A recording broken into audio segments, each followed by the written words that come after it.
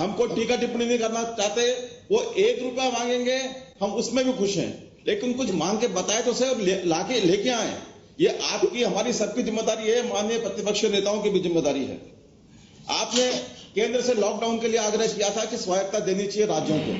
अगर शुरू से ये स्वायत्तता दी जाती तो माननीय मुख्यमंत्री जी, जो श्रमिकों के हालात जिससे हम सब सारे लोग, चाहे वो पक्षी हो प्रतिपक्ष हो, सारे लोग आहत हैं, हम शायद उस स्थिति को नियंत्रित कर पाते।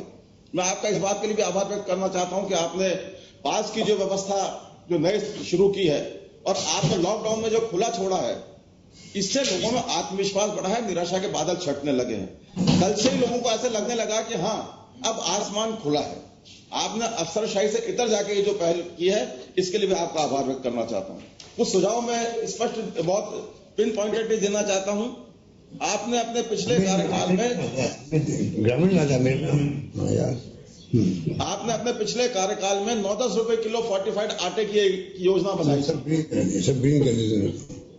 मैं आपसे आग्रह करना चाहता हूं कि इस तरीके की योजना जैसी फोर्टिफाइड आटे की थी, आवश्यक वस्तुओं के लिए आटा, तेल, दूध, इन सब चीजों के लिए इस तरह की योजना बननी चाहिए।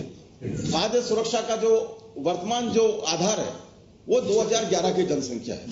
आप केंद्र से आग्रह करें कि इसको वर्तमान जनसंख्या के आधार पर करें, इससे हमारे लोगों को, राजस्थान के लोगों को फायदा होगा। मैं आपसे ये भी आग्रह करना चाहता हूं कि जिन लोगों के पास राशन कार्ड है लेकिन खाद्य सुरक्षा से नहीं जुड़े हुए हैं, उनको इस कोरोना वायरस के समय में कम से कम 10 किलो या 15 किलो गेहूं एक बार निःशुल्क आप उपलब्ध कराने की कृपा करें। मैं ये भी आपसे आग्रह करना चाहता हूं कि जो छोटे रोजगार, चाहे वो हेयर सैलून वाले हों, चाहे जूते का काम करने वाले हों, चाहे पान की दुकान हो, इन लोगों को कोई प्रोत्साहन राशि आपको इनके रोजगार के हिसाब से देनी चाहिए, क्योंकि ये लंबे समय से बंद है और आगे भी इनके खुलने की संभावना थोड़ी मुश्किल है। मैं विधायक कोष के लिए निवेदन करना चाहता हूं कि विधायक कोष का जो पैसा नए वित्तीय वर्ष का है, इसमें से भी सूखे राशन की जरूरत अभी आगे तक पड़ेगी। इसमें 50% तक विधायकों को छूट दी जानी चाहिए कि वो सूखे राशन के बारे में भी खर्च कर सके। जो दुकानें लंबे समय से बंद पड़ी हैं, उनको एक बार खोलने की परमिशन होनी चाहिए। कोई सामान खराब हो रहा है, कोई दुकान बंद पड़ी है, अंदर ऐसी स्थिति नहीं हो जाए तो कोई अनचाही स्थिति हो जाए, चीजें सड़ेंगी, सामान खराब होगा तो भी आगे चल के परेशानी ज्यादा बड़ी होगी। मैं मंडी हड़ताल की तरफ भी आपका ध्यान आकर्षित करना चाहता हूं। मंडी में जो व्यापारी हैं, उनकी बात सुनकर कोई इसका हल निकाला जाना चाहिए कि वो जो बात कर रहे हैं, अगर वो सही है तो उस पर अमल करना चाहिए, अगर वो सही नहीं है तो उनको समझाइश करके इस हड़ताल को तोड़वाया जाना चाहिए। इस वक्त में हड़ताल होना एक अरुचिपूर्ण स्थिति है। मैं संपर्क पोर्टल के बारे में भी आपका ध्यान आकर्षित करना चाहता हूं। संपर्क पोर्टल को लोगों ने अपने राजनीति का जरिया बना लिया है। एक आदमी रहता है एक विधानसभा क्षेत्र में है, दूसरे विधानसभा क्षेत्र की 700 की 800 की 1000 लोगों की सूची भेज रहा है, जिन लोगों को राशन नहीं मिल रहा है। मेरा आग्रह है कि संपर्क पोर्टल को व्यक्तिगत शिकायत को ही एंटरटेन करना चाहिए। सार्वजनिक शिकायतों का आधार की शिकायत वो किसी और माध्यम से कर सकता है।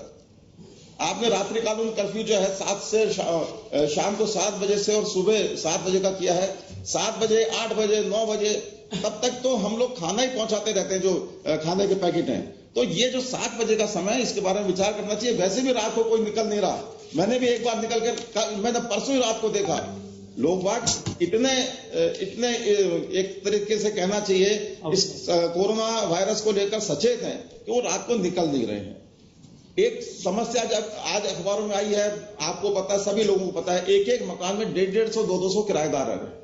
हमको म्युनिसिपल नियमों में परिवर्तन करके इस बारे में विचार करना चाहिए, क्योंकि इस तरीके के संकट में एक मकान में या आबादी में जो घनत्व है आबादी का, वो घनत्व इससे बचाव में बाधक बन रहा है। तो नए म्युनिसिपल जो नियम उनके बारे में विचार करना चाहिए। अफोर्डेबल हाउसिंग, इसकी अफोर्डेबल हाउस बनाने चाहिए, लोगों को रोजगार मिलेगा और एक आबादी का घनत्व भी कम होगा। और साथ में मॉल वाली, आज मॉल में कोई नहीं जा सकता। बड़े धन्यवाद आपका भी। अब दो तीन और कह रहा हूँ, मुझे काम चलेगा भाई। दो तीन और है, यहाँ पे 12 बज जाएंगे। कमर्शियल मॉल के बारे में सोचना चाहिए। जो हमारे जयपुर के जो लोग हैं, उनका मैं धन्यवाद भी ज्ञापित करना चाहता हूं। और साथ में एक मैं आपको निवेदन यह और करना चाहता हूं कि गरीब लोगों को, श्रमिकों को, इनकी इम्यूनिटी बढ़ाने के लिए विटामिन की गोलियां निःशुल्क दी जानी चाहिए। हमारे RDPL जैसी कुछ कंपनियां बंद पड़ी हैं जो इस काम में आगे आएंगी, उनको आप चालू करेंगे तो लोगों को रोजगार भी मिलेगा, सस्ती दवाएं भी मिलेंगी। और एक ऐसा प्रकोष्ठ बनाया जाना चाहिए जो इस बात पे विचार करे कि पूरी दुनिया में कोरोना वायरस से के इन्फेक्शन को खत्म करने के लिए, संक्रमण को खत्म करने के लिए किस तरीके के मशीनों का उपयोग हो रहा है। कोरिया में मशीनें आ रही हैं, मोबाइल को अभी हम सैनिटाइज करते हैं, सैनिटाइजर लगाते हैं, कोई अपने दूसरी चीजों को पानी से धोता है, लेजर से भी इसको डिसइंफेक्टेड किया जा रहा है। तो और एक और 2 सुझाव और हैं। एक तो विभिन्न थानों में व्हीकल्स पड़े हैं जो खराब हो रहे हैं, लंबे समय से व्हीकल्स पड़े हैं, इनको छुड़ाने के लिए आपको माननीय हाई कोर्ट से बात करके कोई ऐसा रास्ता निकालना चाहिए कि व्हीकल्स छूटे, नहीं तो बड़े बड़े कंडम हो जाएंगे, लोगों का नुकसान होगा, राष्ट्रीय नुकसान होगा। और बिजली पानी के जो बिल स्थगित होने चाहिए, इसके लिए केंद्र से बिना ब्याज का पैसा मांगा के लिए रिक्वेस्ट की जानी चाहिए। इनके बिल स्थगित करके जब इनके बिल का पेमेंट आएगा तो आप केंद्र को चुका दें। बहुत मुश्किल हो रही है लोगों के सामने 18,000 धन्यवाद आपका। धन्यवाद सर। श्री नरपत सिंह राजवी जी।